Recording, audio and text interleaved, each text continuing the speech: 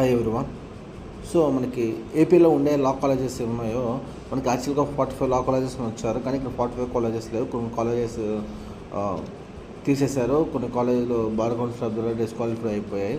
So మనకు ప్రస్తుతం ఉన్న కాలేజీలో మనం చూసుకున్నట్టు మీ ఏరియాలో గుంటూరు ఏరియా కానీ, విశాఖపట్నం కానీ, విజయవాడ, భీమవరం, సో మనకి ఆల్రెడీ ఉండే కాలేజీలని మీరు చెక్ చేసుకుని ఏ కాలేజీలు ఉన్నాయి, మీ ఏ ర్యాంకుకు మీ అడ్మిషన్ వస్తుంది, అది దాని గురించి ఆలోచించండి. కొన్నిసార్లు మనకు ర్యాంక్ తక్కువ ఉన్నప్పటికీ అక్కడ మీ కేటగిరీని బట్టి ర్యాంక్ సీట్ రాకపోవచ్చు. సో మీరు ముందు ప్రిఫరెన్షియల్గా మీ ఫస్ట్ కౌన్సిలింగ్ జరిగినప్పుడు ముందుగా మీరు ఏ కాలేజ్ చూజ్ చేసుకున్నా ఆ కాలేజీ ఫస్ట్ ప్రిఫరెన్స్గా పెట్టుకోండి. తర్వాత ఆప్షనల్గా సెకండ్ పెట్టుకోండి.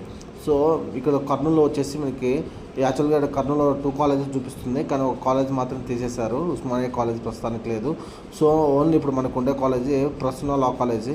సో ఈ కాలేజీలో మేము స్టూడెంట్స్గా ఉన్నాము. సో ఈ కాలేజ్ చాలా బెటరు, చాలా అన్ని విషయాల్లో కూడా స్టూడెంట్స్కి బాగా హెల్ప్ఫుల్గా ఉంటుంది.